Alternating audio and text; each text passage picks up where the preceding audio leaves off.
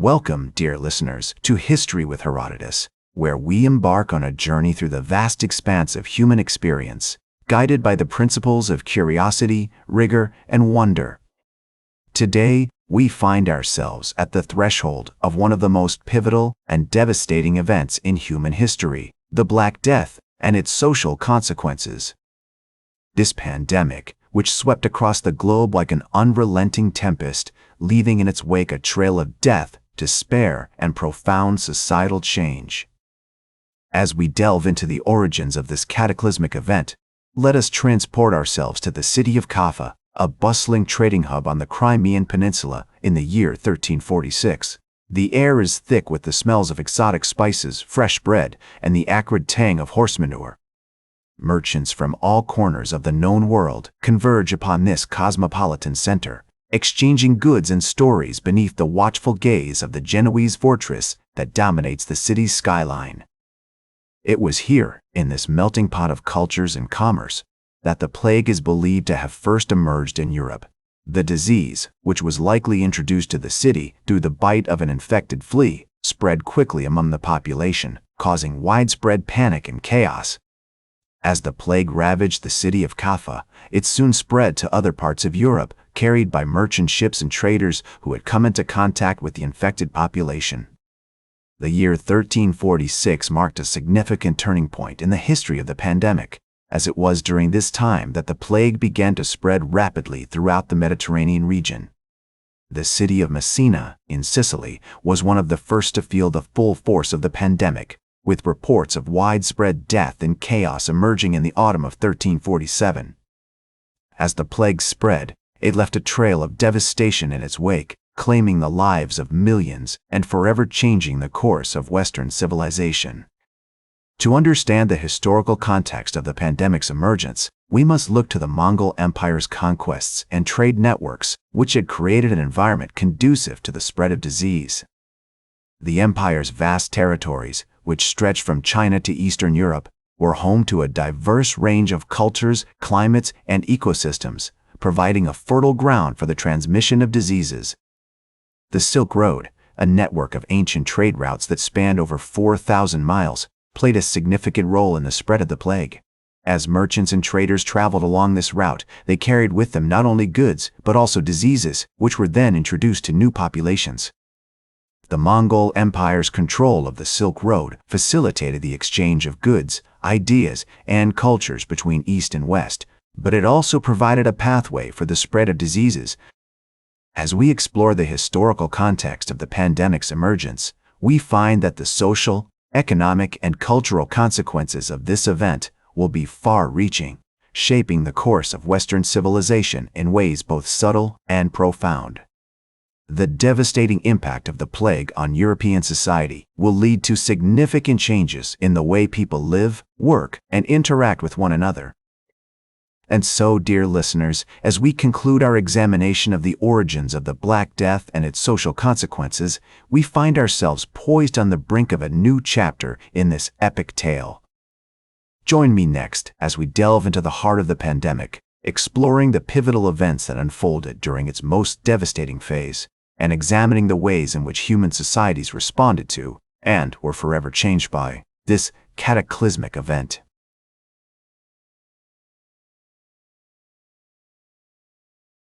Welcome back to History with Herodotus, dear listeners, as we continue our journey through the complex and fascinating tale of the Black Death and its social consequences. Today, we find ourselves at the height of the pandemic's devastation as it ravages European society, leaving in its wake a trail of death, despair, and profound social change. As we delve into this pivotal period, let us transport ourselves to the bustling city of Florence, Italy, in the year 1348. The streets, once filled with the vibrant sounds of merchants, artisans, and traders, are now eerily silent, as if the very life has been drained from the city's veins. The plague, which had arrived in Florence just a year prior, has already claimed the lives of nearly half its population, leaving the survivors to pick up the pieces and wonder at the sheer scale of the devastation. It was during this time that the great Italian writer, Giovanni Boccaccio, penned his masterpiece, the Decameron, a collection of tales that would become a testament to the human spirit's capacity for resilience and creativity in the face of unimaginable suffering. As Boccaccio so eloquently put it, the plague was a pestilence, which, through the influence of the celestial bodies, or perhaps because of the filth and stench of the city, had arisen and was spreading, causing the death of countless numbers of people. As we explore the social and economic consequences of the pandemic, we find that the plague's impact on European society was far-reaching and multifaceted. The massive loss of life led to a severe shortage of labor, which in turn drove up wages and contributed to the decline of the feudal system. The plague also accelerated the growth of cities as survivors flocked to urban centers in search of safety, economic opportunities, and social support. The pandemic's impact on trade and commerce was equally significant, as merchants and traders struggled to maintain supply chains and negotiate the risks associated with traveling through plague-ridden territories. The city of Venice, a major hub of international trade, suffered greatly during this period, as its merchants and sailors were forced to navigate the treacherous waters of the Mediterranean, avoiding infected ports and cities. One of the most significant consequences of the pandemic was the rise of social and economic mobility, as the shortage of labor created new opportunities for peasants and artisans to improve their station in life. The plague also led to increased social and cultural exchange, as people from different backgrounds and regions came together to share knowledge, ideas, and stories. As we reflect on this pivotal period in human history, we are struck by the sheer scale of the devastation and the profound impact it had on European society.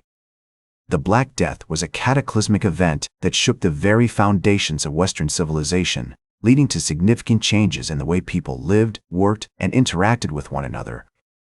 And so, dear listeners, as we conclude our examination of the height of the pandemic's devastation, we find ourselves poised on the brink of a new chapter in this epic tale. Join me next as we explore the decline and aftermath of the Black Death and its social consequences, examining the ways in which human societies rebuilt and recovered from this cataclysmic event, and reflecting on the lasting legacy of this pandemic on Western civilization.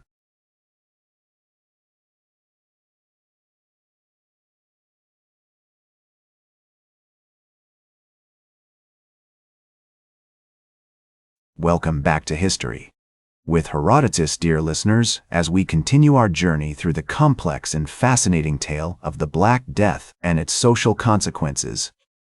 Today, we find ourselves in the aftermath of this cataclysmic event, as human societies rebuild and recover from the devastating impact of the plague. As we delve into this period of reconstruction, let us transport ourselves to the city of London, England, in the year 1350.